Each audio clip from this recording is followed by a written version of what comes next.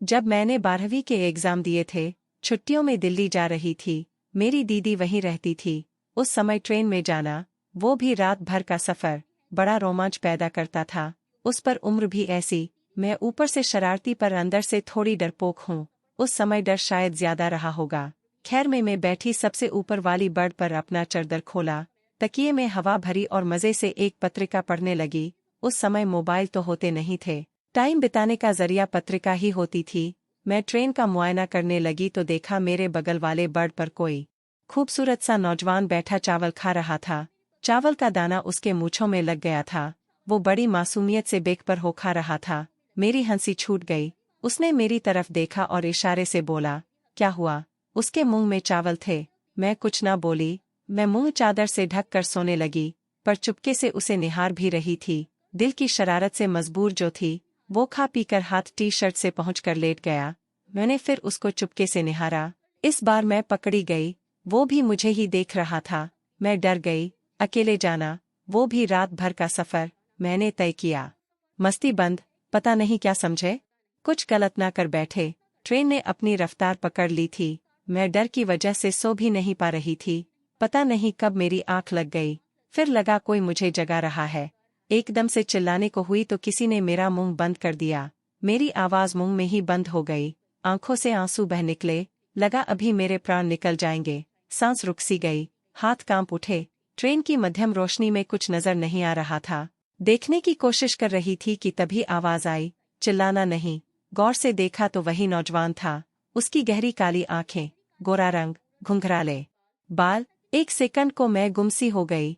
बोला, मेरा स्टेशन आ गया है। मैं जा रहा हूँ। मेरा नाम अंबर है और तुम्हारा? मेरी खीक बन चुकी थी, बोल ही नहीं पाई। उसने मेरा हाथ पकड़ा और एक कागज का टुकड़ा रखकर चला गया। उसे जाते देख मुझे सुकून दे रहा था। लगा, जल्दी से जाए। वो मेरी तरफ हाथ हिलाता चला गया। मैंने सुकून की सांस ली। लगा बच गए। के लिए दूसरे कॉलेज भी एडमिशन ले लिया। पापा अब टुकड़े को बैग में रखकर मैं लेट गई। क्या लिखा होगा? कभी मन में गुदगुदी होती तो कभी डर उभर रहा था। लगा जो जल्दी से स्टेशन आए और मैं देखूं कि आखिर लिखा क्या है। मैं उत्सुकता के मारे सो नहीं पाई। मेरा स्टेशन आने ही वाला था। दिल जोर जोर से धक धक कर रहा था। स्टेशन पर गाड़ी अपने समय से 15 मिनट लेट रुकी। सुबह के 6 बज चुके थे। बाहर थोड़ी थोड़ी रोशनी थी। सामान निकाला। सोचा कि कहाँ देखूं कि इस कागज के टुकड़े में क्या लिखा है। मैं जगह ढूंढ ही रही थी कि पीछे से किसी ने मेरे कंधे पर हाथ रखा। मैं डर गई। कहीं मेरा पीछा करते करते यहाँ तो नहीं आ गया। मुड़कर देखा तो जीजू मुझे लेने आए थे। जीजू बोले, कहाँ जा रही हो साली साहिबा? कोई मिल गया क्या? उनके आते ही मैं शर्मा गई। फिर हम घर की तरफ चल दिए। वो कागज का टुकड़ा जहन में उथल पुथल मचा रहा था। घर आकर दीदी से गले लगी। दीदी बोली, तू खुश क्यों नहीं दिख रही? मैं घबरा गई। मैंने कहा, कुछ नहीं, सफर की थकान है। और कुछ नहीं। मेरा सामान दीदी ने मिनी के कमरे में रख दिया। मिनी दीदी की 7 साल की बेटी थी। बातों का सिलसिला 1 घंटे तक चला। फिर मैं दीदी को अचार पापड़ बड़ी देने लगी, जो माँ ने दीदी के लिए दी थी। दीदी को सामान दे ही रही थी कि मेरा पर्स खोलने लगी। मौसी मेरी गुड़िया लाई कि नहीं? मैं चिल्ला पड़ी। मिनी डर गई और गुस्सा होकर मुंह फुला लिया। मुझे डर था कि वो कागज कहीं मिनी के हाथ न आ जाए। अब पहली प्राथमिकता थी मिनी को मनाना, वरना मेरा हाल बुरा होने वाला था। मिनी को मिनी की गुड़िया दी। आम पापड़, इमली की कैंडी सब निकाल कर दे दिया। तब कहीं मैडम मानी, मिनी मेरे कमरे से बाहर ही ना जाए। अपने स्कूल की कहानी सुनाती तो कभी बड़ी बड़ी आंखों को घुमाकर टीचर की एक्टिंग करती। मजा आ रहा था। पर वह कागज का टुकड़ा मन कहीं लगने नहीं दे रहा था। सोचा, नहाने चली जाती हूँ।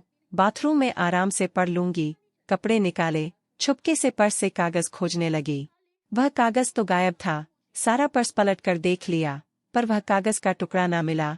तभी दीदी को देखा कि छाड़ों में कागज का टुकड़ा लिए जा रही है। मैंने भागकर उसे उठा लिया और सीने से लगा लिया। लगा, मानो कोई भूला हुआ साथी मिल गया हो। मेरी सांस में सांस आई। बोली, क्या कुछ गुम हो गया था क्या? दीदी को समझ ही नहीं आया कि क्या हुआ। कैसे बताती? हाँ, मेरा चैन गुम हो गया। उस टुकड़े को संभाल बाथरूम की तरफ भागी। बाथरूम में कपड़े टांग जैसे ही कागज के टुकड़े को खोला, मैंने अपना सर पकड़ लिया। आलू 12 रुपए, टमाटर 30 रुपए, चावल 31 रुपए। घर का कोई हिसाब था? वो मुझे ये क्या देगा? फिर समझ आया, यानी ये वो कागज था ही नहीं, यह तो दीदी का कोई सब्जी राशन का हिसाब था। पर वो कागज का टुकड़ा आखिर कहाँ गया? अब बाथरूम में आ गए तो नहाना ही था, नहा करके भी वह फ्रेशनेस न आई। बाहर निकली, दीदी को बड़ा आश्चर्य हुआ कि 1 घंटे में नहाने वाली लड़की ने 2 मिनट में कैसे नहा लिया। मैं उदास हो गई, दोबारा अपने सारे सामान को उल्टा पलटा, अच्छे से चेक किया, पर कागज तो ऐसे गायब हुआ कि मिलने का नाम ही नहीं लिया। दिन गुजरते गए, अब दिल्ली में मेरे रहने और घूमने का सारा उत्साह ही खत्म हो गया था। हर बार दिल कहता कि उसमें शायद उसने अपना पता या फ़ोन नंबर दिया होगा या फिर अपने प्यार का इजहार किया होगा, पता नहीं। दिल कितनी ही बार कितनी ही कहानियां बनाता, हर बार मेरी कहानी अधूरी रह जाती। वह टुकड़ा ना मिलना था और ना ही मिला। वक्त गुजरा और मैं स्कूल से कॉलेज में आ गई। मेरे कई दोस्त बने, अच्छे भी लगे, पर वह ट्रेन वाला लड़का अक्सर याद आता रहता और अपने कागज को दूर से लहराता दिखता। कहता, तुमने मेरे दिल के टुकड़े को भी संभाल कर नहीं रख पाया, मेरा दिल की बात को नहीं समझ पाई। अक्सर ही वह सवाल करता और मेरे पास कोई जवाब ना होता। उसका वह टुकड़ा मेरे लिए पहेली बनता जा रहा था। मन कर रहा था काश उससे एक मुलाकात हो, काश मैं उससे पूछ पाऊं आखिर उसने उसमें लिखा क्या था। काश वक्त गुजरा और मैंने अपनी ग्रेजुएशन पूरी कर ली। पोस्ट ग्रेजुएशन की बात करने लगे थे। मुझे लगा अभी पोस्ट ग्रेजुएशन पूरी कर लूं तभी शादी का विचार करूंगी। मैं अपनी पढ़ाई, मेरे रिश्ते, वो कागज का टुकड़ा अभी भी मेरे हाथ में था। सोचा फेंक दूं, फिर लगा एक बार पढ़कर फेंकूंगी, पर ट्रेन में इतनी रात लाइट जलाना ठीक नहीं लगा और उसमें पूरी तरह से डूबी रहती। किसी से प्यार मोहब्बत का वक्त ही नहीं मिलता। मेरे सारे दोस्तों का किसी ना किसी से अफेयर था, पर मैं तो अभी भी उस ट्रेन की रात की पहेली को सुलझा नहीं पाई थी। कभी लगता दोबारा उस वक्त में पहुंच जाऊं और उस पल को दोबारा से जी लूं, पर सिर्फ किस्से कहानियों में ही यह संभव था। खैर, इसी बीच मेरी सबसे अच्छी दोस्त राधिका का रिश्ता तय हो गया। लगा थोड़ी रौनक आई कि जिंदगी में। हम दोनों बचपन से साथ साथ रहते थे। हम दो जिस्म एक जान थे। वह बहुत ही खूबसूरत थी। हाँ, पढ़ाई में थोड़ा कमजोर थी पर दिल के बहुत अच्छी थी। अब तो सारा वक्त वह अपने होने वाले पति के बारे में बात करती। उस समय मोबाइल फोन न होने की वजह से बात बड़ी मुश्किल से लैंडलाइन पर ही हुआ करती थी। उसकी गोद भराई होनी थी और फिर उसके बाद अंगूठियों की भी अदला बदली होनी थी। राधिका उस दिन बहुत खूबसूरत लग रही थी। खूबसूरत तो मैं भी लग रही थी, ऐसे लोगों का कहना था। राधिका के ससुराल वाले आए, कार्यक्रम शुरू हुआ, फिर आया रिंग सेरेमनी का वक्त। मुझे भी राधिका के होने वाले पति को देखना था, वह राधिका के लायक भी है या नहीं। राधिका ने दूर से इशारा करके दिखाया, देखो वे रहे तुम्हारे जीजू। देखा तो आंखों पर विश्वास ही नहीं हुआ। मेरी आंखें फटी की फटी रह गई, पैरों तले जमीन निकल गई। 5 साल से जिस चेहरे को फूलने का प्रयास कर रही थी, वह यहाँ लगा। यह तो मेरी नजरों का थोड़ा है, पर नहीं, उसके कदम जितने मेरे नजदीक आ रहे थे। मैं खुद को छुपाने का प्रयास कर रही थी, पर 5 साल पहले भी उस साथ पकड़ी गई थी और आज भी हमारी नजरें जब एक दूसरे से टकराई तो लगा जानने के लिए तो मैं 5 साल से बेचैन हूँ। अब बारी राधिका के चौंकने की थी। बोली, क्या तुम एक दूसरे को जानते हो? अंबर कुछ बोले, इससे पहले ही मैंने कहा, बड़े मजाकिया है जीजू, आप तो साथ ही आंखों से मना किया कि राधिका को कुछ न बताए। वैसे बताने लायक था कुछ भी नहीं। अंबर की नजरें राधिका पर कम मेरे ऊपर ज्यादा थी, ऐसा मुझे प्रतीत हुआ। एक समय ऐसा के लिए ही अच्छा होगा। इस तरह करीब 15 दिन गुजर गए। मैं हर बार कोई ना कोई बहाना बना देती, लेकिन पता चला अकेले होने की वजह से राधिका भी आया जहां हम दोनों ही थे और कोई ना था। मन किया एक बार पूछूं कि उस कागज के टुकड़े में तुमने क्या लिख कर दिया था, पर आवाज आज भी नहीं निकली। अंबर ही बोला, कैसी हो? मैंने हमें सर हिला दिया। अंबर बोला, तुमने कभी जवाब नहीं दिया। मेरे प्रश्नवाचक निगाह उसकी तरफ डाली, फिर लगा अंबर ने शायद कुछ ऐसा उस कागज में लिखा था जिसका जवाब चाहता था, पर मैंने पढ़ा हो तब तो जवाब दूं। उससे पूछने का साहस ही नहीं हुआ। मैंने कहा, जाने दो, और वहां से जाने को हुई तो अंबर ने जाते मेरा हाथ पकड़ लिया। ट्रेन का वह हाथ पकड़ा, परिचय देना याद आने लगा। मेरी आंखों से आंसू सुबह निकले, तभी राधिका और सब लोग आ गए। खुद को संयमित कर मैं वहां से हट गई और राधिका की अंगूठियां बदली गई। अंबर की नजरों में एक सवाल था, पर क्या समझ नहीं पा रही थी। उसने कुछ तो लिखा था, शायद अपने प्यार का इजहार, और वह मुझसे जवाब भी चाहता था। पर अब वह मेरी सहेली का जीवन साथी बनने जा रहा था। पर दिल कहता, बना तो नहीं, दिमाग कहता नहीं, कुछ नहीं हो सकता, और एक नज़र का प्यार सिर्फ कहानियों में ही अच्छा लगता है। दिमाग कहता एक आकर्षण ही तो था, पर दिल जवाब देता कि नहीं, वो 5 साल से कहाँ फूल पाई थी। और अंबर की आंखों से भी लग रहा था कि वह उसे तलाश रहा था, पर क्यों? ऐसा क्या हमारी आंखों ने रिश्ता बनाया था उस रात जो अभी तक चल रहा था? सारा प्रोग्राम हो गया, तभी राधिका ने कहा कि अंबर बहुत अच्छा लिखता और गाता। सब लोग जिद करने लगे। अंबर ने गाना शुरू किया। जब कोई तुम्हारा हृदय तोड़ दे, तड़पता हुआ तुम्हें जब कोई छोड़ दे, तब तुम मेरे पास आना प्रिय, मेरा दर खुला है, खुला ही रहेगा तुम्हारे लिए। गाना क्या था, लगा दिल निकाल कर रख दिया हो। तालियों से हॉल गूंज उठा। अंबर कंकियों से मुझे ही देख रहा था। मैं उठकर कहीं और चली गई, कहीं कुछ गड़बड़ ना हो जाए। उसके घर के लोग जाने लगे, सबकी विदाई की गई। जाते जाते अंबर बोला, मुझसे दोस्ती करोगी? उसने हाथ बढ़ाया। राधिका बोली, हाँ मेरे दोस्त, तेरे दोस्त। और ना चाहते हुए भी मुस्कुरा पड़ी। राधिका की शादी में अभी 3 महीने बाकी थे। अंबर राधिका को मिलने के लिए बुलाता, शायद मुझसे मिलने के बहाने खोज रहा था, क्योंकि वह जान गया था कि राधिका की मम्मी पापा अकेले तो भेजेंगे ही नहीं। अंबर भी अपने एक दोस्त के साथ आता और यहाँ से मैं और राधिका जाती। मिलने मिलाने में अंबर को जलाने का मौका भी मिल रहा था। दिल को थोड़ा अच्छा लग रहा था कि यह सब हो रहा है। अंबर आगरा में रहता था। उसने अपना बिजनेस शुरू किया था। वह बहुत ही होशियार, कम बोलने वाला शख्स था। एक बार जब राधिका कहीं और थी तो उसने फिर पूछा, तुमने जवाब क्यों नहीं दिया? मन किया कि उसे सब बता दूं, पर सामने से आती राधिका को देखी। जब कुछ था ही नहीं तो जवाब क्या देती? राधिका को कुछ अजीब सा लगा। अचानक से बोल उठी, अंबर, तुम्हारे मिस्ट्री गर्ल का क्या हुआ? राधिका एकदम से बोली, अंबर, तुम्हारे मिस्ट्री गर्ल का क्या हुआ? मैं चौंकी, अंबर की तरफ निगाह डाली। शायद वह भी नहीं जानता था कि राधिका अचानक से यह सवाल पूछ पड़ेगी। राधिका बोली, मुझे पता है। अंबर ने पहली मुलाकात में ही मुझे अपने बारे में सब कुछ बताया था। अंबर को कोई लड़की पसंद आई थी, पर अंबर के लिए वह मिस्ट्री ही बनी रही। उसकी तस्वीर भी अंबर ने मुझे दिखाई थी, जो उसने खुद कल्पना करके बनाई थी। अरे हाँ, उसकी शक्ल तेरे से बहुत मिलती है, क्यों है ना अंबर? हम दोनों ही सक्का गए। हाथ पैर मेरे घंटे पड़ गए। मैंने राधिका से कहा, चलो अब बहुत देर हो गई है, घर पहुँचती पहुँचती शाम हो जाएगी, फिर अंकल आंटी मेरे दांत लगाएंगे। मैं बातों का रुख बदलना चाह रही थी, जिसमें मैं सफल भी रही। घर आकर मैं रात भर सो ना सकी। यह क्या कर रही हूँ मैं? राधिका मेरी सबसे अच्छी दोस्त है, कितना भरोसा करती है मुझ पर। जब उसे सब पता चलेगा तो उसका तो दोस्ती पर से भरोसा ही उठ जाएगा। अंकल आंटी क्या सोचेंगे?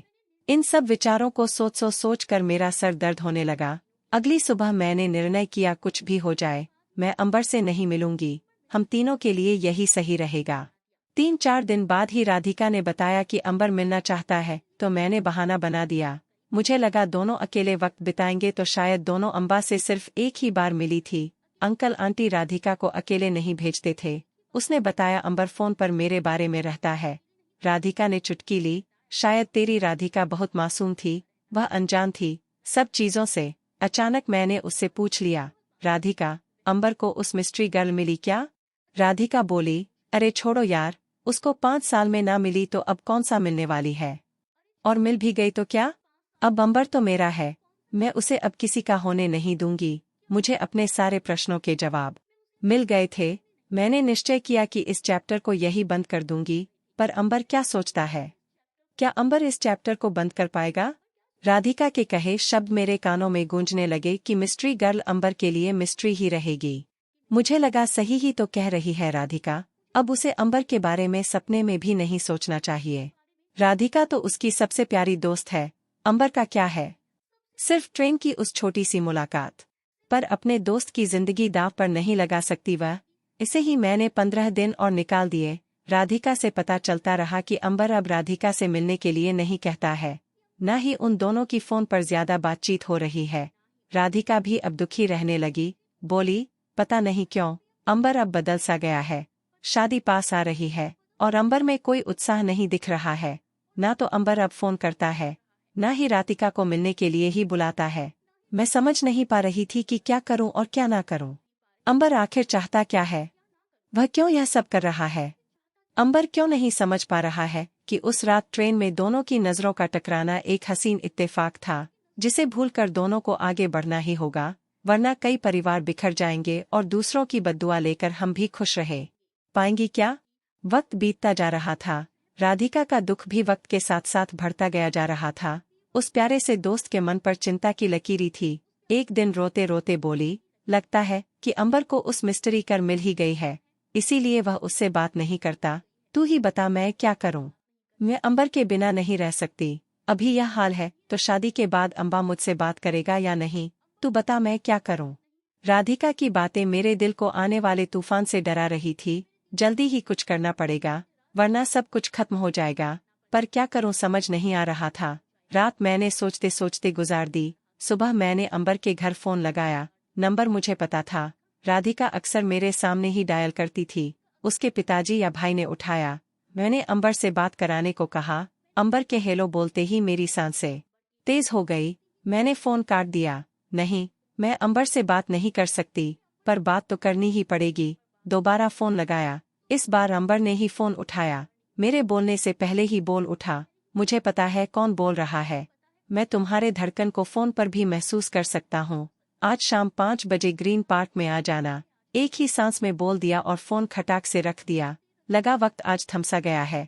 घड़ी को बार बार निहारती। आज पता चला 1 घंटे में 7 मिनट होती हैं और हर मिनट में 7 सेकंड होते हैं। मैं आधा घंटा पहले ही पहुंच गई थी। अंबर को क्या क्या कहना है, बार बार दोहरा रही थी। 5 बज गए, नहीं आया। मुझे लगा शायद नहीं आने वाला। 54 बजे पर वही नौजवान मेरे पास चला आ रहा था, जिसे ट्रेन में उस रात में छुपके छुपके से निहार रही थी। जैसे जैसे वह मेरे पास आ रहा था, मेरे दिल की धड़कन भरती जा रही थी। क्या कहना है, सब दिमाग से उठता जा रहा था। मैं कुछ बोल भी पाऊंगी या नहीं। हमेशा ही तो खामोश रह जाती हूँ, पर आज तो बोलना ही पड़ेगा। मैंने अपने आप को कंट्रोल किया। अमर पास आकर बोला, बहुत खूबसूरत लग रही हो। उसी रात की तरह मैंने अंबर को ऐसे देखा मानो उसने कोई बहुत बड़ी खता कर दी हो। अंबर कुछ बोले उससे पहले ही मुझे बोलना ठीक लगा। देखो अंबर, तुम क्या मेरे बारे में सोचते हो मुझे नहीं पता, न ही मैं यह सब जानना चाहती हूँ। मेरे रास्ते तुम्हारे दिल की तरफ नहीं है। तुम राधिका के होने वाले हस्बैंड हो, इससे ज्यादा मेरा तुमसे कोई वास्ता नहीं है। और हाँ, मेरे बारे में ना छोड़ दो और राधिका के साथ आगे बढ़ो। इतना कहकर मैं जाने लगी। अंबर मुझे देख मुस्कुराता रहा। मुझे उसकी मुस्कुराहट पर गुस्सा आ रहा था। अंबर बोला, तुम इधर उधर देखकर क्यों बोल रही हो? मेरी आंखों में आंखें डालकर बोलो, क्या वाकई में तुम्हारे दिल में मेरे लिए कुछ नहीं है? तुम जब चाहो दिल में आ जाओ, जब चाहे चली जाओ। मैं 5 साल से तुम्हारे जवाब का इंतजार कर रहा हूँ। उस रात तुम्हारी मुस्कान, तुम्हारा छुपके छुपके मुझे निहारना आज तक याद है। तुम मुस्कुरात गई, पर मैं नहीं। मैं तुम्हें ही नहीं निहारता रहा। इतनी कशिश थी तुम्हारे चेहरे में कि आज तक नहीं भूल पाया तुम्हारा चेहरा। पर तुमने कभी जवाब क्यों नहीं दिया? सचमुच तुम्हारे दिल में मेरे लिए कुछ नहीं था? अंबर की आंखों में देखने की मेरी हिम्मत ना हुई। लगा, जो मैं कहने वे करने आई हूँ, वह शायद अब नहीं हो पाएगा। अंबर से बिना कुछ कहे में जाने को हुई। अंबर ने फिर मेरा हाथ पकड़ लिया और बोला, भगवान के लिए कुछ बोलो। मेरी मिस्ट्री गर्ल तुम ही हो, पर अब इस पहेली को सुलझाने का वक्त आ गया है। मैं कैसे बढ़ूं, जब तुम्हारे आकर्षण की बेड़ियां मेरे पेड़ों में है? इन्हें खोल दो और मुझे आजाद कर दो और खुद भी आजाद हो जाओ। मैं क्या बोलती, बोलना तो बहुत कुछ चाह रही थी, सब कुछ बताना था, पर राधिका के आंसू मुझे रोक रहे थे। राधिका की खातिर मुझे अपने होठों को सिलना ही ठीक लग रहा था। मैं बोली, तुम्हें जो समझना है समझो, पर मेरे तुम्हारे रास्ते कभी एक नहीं हो सकते। और मैं उठकर जाने लगी, तभी पीछे से आवाज आई, ठीक है, तुम्हें मेरी बात नहीं सुननी, मत सुनो, पर एक बात सुनती जाओ। मैं आज ही राधिका से शादी तोड़ रहा हूँ। अंबर के शब्दों से मेरे पैर वहीं रुक गए। मैं आगे बढ़ नहीं पाई। अंबर यह क्या बोल गया? मुझे क्यों ऐसे दोराहे पर खड़ा कर रहा है? जहां से किस रास्ते से जाऊं, समझ ही नहीं आ रहा था। अंबर वापस जाने लगा। मैं डर गई, कहीं वाकई में ये राधिका से रिश्ता ना तोड़ दे। मैं भागकर उसके पास गई। पहली बार आज मैंने उसके हाथ को पकड़ लिया। उन हाथों को थाम कर लगा कि अब मुझे किसी सहारे की जरूरत नहीं। पर नहीं, यह तो किसी और का सहारा है। और कोई नहीं, मेरी बेस्टी, मेरी जान राधिका। अंबर में मेरी आंखों में झांका, जिनमें तो बड़े बड़े मोती जैसे आंसू चपक रहे थे। मेरा हाथ थाम बैठ गया। फिर बोला, तुम क्यों पहेली बनी हो मेरे लिए? जब से मिली हो, मेरा सब छीन लिया है। पता है, बहुत ही मस्त किस्म का लड़का हुआ करता था मैं, पर जब से तुम्हें देखा, पता नहीं क्या हो गया मुझे, हर पल तुम्हारी आंखें मेरा पीछा करती रहती हैं। मानो पूछ रही हूँ, अंबर, क्या मेरे बनोगे? सच कह रहा हूँ, इन 5 सालों में एक दिन भी ऐसा नहीं बीता जब तुम्हारा ख्याल न आया हो। मैंने कहा कि राधिका से शादी करने को कैसे मान गई? अंबर बोला, राधिका का जब रिश्ता आया तो मैंने मना कर दिया, पर पापा ने बोला, एक बार मिल लो, मिलने में क्या हर्ज है। मैंने भी सोचा, चलो पापा का मान रख लेता हूँ, पर राधिका से मिला तो मैंने उसे सब कुछ बता दिया। राधिका बहुत ही भोली और मासूम है। मैं उसे मना ना कर पाया और फिर तुम्हारे मिलने की उम्मीद भी तो मिटती ही जा रही थी। मैं आगे बढ़ने के लिए कदम उठा ही रहा था कि तुम सामने नजर आ गई। अब तुम ही बताओ मैं क्या करूं? जिस चेहरे को पिछले 5 साल से भूला नहीं था, अपना नंबर तक ना बदला। शायद तुम कभी तो फोन करो, कभी तो कोई चिट्ठी भेजो, पर तुम्हें तो अभी तक मेरी जिंदगी में आना था। मैं खुद असमंजसी में हूँ, क्या करूँ? राधिका सचमुच बहुत अच्छी है, और तुम ना मिलती तो मैं उससे शादी कर लेता और शायद तुम्हें भूल भी जाता, पर अब नहीं, अब यह नहीं हो पाएगा। मैंने इतना सब कुछ बोल दिया, अब तुम बोलो क्या बोलना है, पर हाँ, सच ही बोलना। उसके बाद तुम जो बोलोगी, मैं कर लूँगा, पर मैं सच ही सुनना चाहता हूँ और कुछ नहीं। पता नहीं अंबर की चाहत की ताकत थी या मेरा दिल उस दिन बगावत कर बैठा, नहीं पता, पर उस दिन मैं अंबर के सामने ही बहुत रोई और लगा, आज सोरदार तू आ जाएगा। अंबर ने भी नहीं रोका, बोला, तुम जितना चाहे रोना, पर सच सुने बिना मैं नहीं जाने वाला। आज मुझे कुछ उलझे हुए रिश्तों को सुलझाना था, नहीं तो कोई भी रिश्ता टूट सकता था। हर रिश्ते का अपना महत्व होता है, कम या ज्यादा नहीं। राधिका मेरे दोस्त थी, पर अंबर के जज्बातों से खेलने का भी मेरा कोई अधिकार तो ना था। उसे सच सच बताना ही होगा, वरना वो राधिका से शादी करके भी खुश नहीं रह पाएगा, ना ही राधिका को खुश रख पाएगा। मैं यह सोच ही रही थी कि अंबर ने मुझे हिलाया। खुश तो बोलो, मेरे होठ हिले, शब्द अपने आयाम ढूंढ रहे थे और फिर आवाज आई, अंबर, यह सच है कि जिस दिन से मैंने तुम्हें देखा है, मैंने भी हर पल, हर दिन तुम्हें याद किया है। हाँ अंबर, आज मैं तुमसे सच ही कहूंगी, उसका जो भी परिणाम निकले मुझे मंजूर होगा, पर अब मैं चुप नहीं रहूंगी, तुम्हारे सवाल का जवाब दूंगी। अंबर, उस रात मेरा तुम्हें निहारना उस उम्र की शरारत थी। तुम्हारी जगह कोई और होता तो भी मैं शायद यही करती। हाँ, तुम अच्छे लगे थे और उस उम्र में भी सभी अच्छे लगते हैं। तुम एक कागज का टुकड़ा दे गए थे, लेकिन मैंने उसे पढ़ा ही नहीं, क्योंकि वह कागज का टुकड़ा मुझसे गुम हो गया था। मैं तुमसे मिलना चाहती थी, इसीलिए नहीं कि मुझे तुमसे प्यार था, बल्कि जानना था कि आखिर उसमें तुमने लिखा क्या था। अब नहीं पता तुमने उस रात मेरे बारे में क्या सोचा, पर सच्चाई यही है, वह कागज का टुकड़ा जो कभी मुझे मिला ही नहीं, इस कहानी का सूत्रधार बन गया। मैं बेचैन रही कि जानूं उसमें क्या लिखा था और तुम्हारी बेचैनी थी कि मैंने जवाब क्यों नहीं दिया, पर अब इतना तो जान ही गई हूँ, यह कागज में क्या लिखा होगा। अंबर, तुम्हारा हमारा साथ उस रात तक का ही था। वह एक खूबसूरत मोड़ था जहाँ से हम दोनों अपने अपने रास्ते मुड़ गए थे। मैं यह नहीं कहती कि तुम मुझे अच्छे नहीं लगे या तुम में कोई कमी है, पर अंबर, हर चीज का वक्त होता है। आज मैं इतने खुदगर हो जाऊं कि अपने ही दोस्त का भरोसा तोड़ दूं, फिर इस बात की क्या गारंटी है कि हम दोनों का भरोसा एक दूसरे पर बना रहेगा। अंबर, तुम वाकई बहुत अच्छे हो, हम इस रिश्ते को क्यों कोई नाम दे? नाम के रिश्ते में अपनापन होता है, क्योंकि कोई उम्मीद नहीं होती। अंबर इतनी देर से चुपचाप सुने जा रहा था, मुस्कुराया और बोला, तुम इतनी अच्छी हो, अब तुम ही बताओ, तुमसे प्यार होने से मैं अपने आप को कैसे रोकूं? उस रात की तुम्हारी मासूमियत ही मुझे अच्छी लगी थी, उस वक्त भी तुम दिल में बस गई थी, और आज तो तुम्हें जान पहचान कर तुमसे प्यार के साथ साथ सम्मान के भाव भी आ रहे हैं। तुम्हारे लिए इतनी गहराई है तुम्हारे अंदर।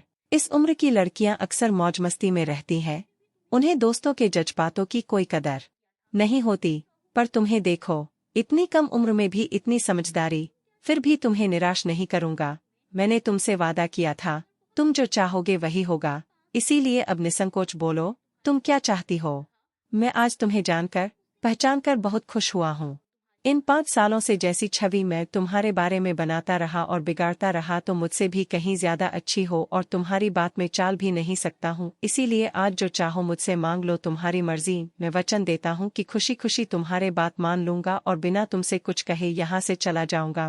क्या कहती? अंबर ने तो सब कुछ मेरे ऊपर छोड़ दिया था कि मुझे क्या मांगना है क्या नहीं। पर आज इस कहानी को खत्म तो करना ही था मुझे, वरना यह कई जिंदगियों को तबाह कर सकती थी। अगर यहाँ से हम दोनों ने सही निर्णय ना लिया तो 3 जिंदगियों पर फर्क पड़ने वाला था। मैं गहरी सोच में थी। अंबर ने ही मुझे मेरे सोच से बाहर निकाला। बोला, बोलो, क्या चाहती हो तुम, बताओ मुझे। मैंने कहा, अंबर, मेरे चाहने या ना चाहने से कुछ नहीं होता, होना वह चाहिए जो सही है और जिसमें सबकी खुशी हो। अब जबकि तुमने सारा निर्णय मेरे ऊपर छोड़ दिया है, तो मेरा निर्णय तो यही है कि हम उस ट्रेन की रात को उसी रात तक ही रहने दें और आगे बढ़ जाएं। तुम्हारी मिस्ट्री कर्ण एक खूबसूरत याद की तरह तुम्हारे जीवन में रहे और तुम्हारा मुस्कुराता चेहरा मेरी यादों में एक खूबसूरत के एहसास के साथ रहे। कोई शिकवा कोई शिकायत ना हो हमारे बीच। मैं राधिका से बहुत प्यार करती हूँ, वह मेरी बेस्टी है और उसके दुख की वजह मैं नहीं बनना चाहती हूँ। तुम समझ रहे हो ना अंबर, मैं क्या कहना चाहती हूँ। मैं खुश भी नहीं रह पाऊंगी उसका दिल तोड़कर। उस दिन तुमने एक गाना सुनाया था, आज एक गाने की 4 लाइन मैं तुम्हें सुनाती हूँ। छोड़ दे सारी दुनिया किसी के लिए, ये मुनासिब नहीं आदमी के लिए। प्यार से भी जरूरी कई काम है, प्यार सब कुछ तो नहीं जिंदगी के लिए। छोड़ दे सारी दुनिया किसी के लिए, ये मुनासिब नहीं आदमी के लिए। चांद मिलता नहीं सबको, संसार में एक दिया काफी है रोशनी के लिए। गाना गाते गाते मेरा गला भर आया था। अंबर मुझे समझ गया था और मुझे समझाते समझाते थक गया था, इसीलिए मुस्कुराया और बोला, जो हुक्म मेरी मिस्ट्री कर, पर हाँ मेरी भी एक शर्त है। मैं डर गई थी। अंबर, क्या मांग बैठे। अंबर बोला, डरो नहीं, मैं ऐसा कुछ नहीं मांगने वाला हूँ जो तुम ना दे पाओ। शर्त है कि तुम हमेशा मेरे दोस्त रहोगी, कभी हमारी दोस्ती खत्म नहीं होगी। और हाँ, अगले जन्म की बुकिंग रखना, अगली बार कोई लोचा नहीं चाहिए, तुम अगले जन्म में मेरी ही रहोगी। अंबर का ऐसा रूप देख आज सच में उसे प्यार हो गया। लोग अपने प्यार को पाने के लिए पता नहीं क्या क्या करते हैं, पर उनसे बड़े सहज भाव से मेरी बात का मान रखा। आज इस बात को 25 साल हो गए हैं। मेरी जिंदगी में अब अंबर भी है और अरविंद दोनों ही हैं और जिंदगी भी बड़ी खूबसूरत है। अभी भी अंबर से मेरी बात होती है, हम अभी भी अच्छे दोस्त हैं। मुझे या अंबर को अपने निर्णय पर कभी कोई पछतावा नहीं हुआ, क्योंकि हमारे बीच आज भी सच्चा प्यार है जिसने हमें दिल से महसूस किया और निभा भी रहे हैं। राधिका बहुत खुश है, वह कभी समझ ही नहीं पाई कि अंबर की मिस्ट्री गर्ल आखिर कौन है। आज भी जब ट्रेन में बैठती हूँ और किसी लड़के को निहारते पाती हूँ तो आती है ट्रेन की वह रात याद, जो एक अच्छा दोस्त दे गई और एक ऐसा एहसास जिसे मेरे दिल से कभी कोई जुदा नहीं कर सकता। दोस्तों, वीडियो के बारे में अपने विचार कमेंट्स में बताएं। अगर आपको वीडियो पसंद आए तो लाइक और सब्सक्राइब करना न भूलें। धन्यवाद।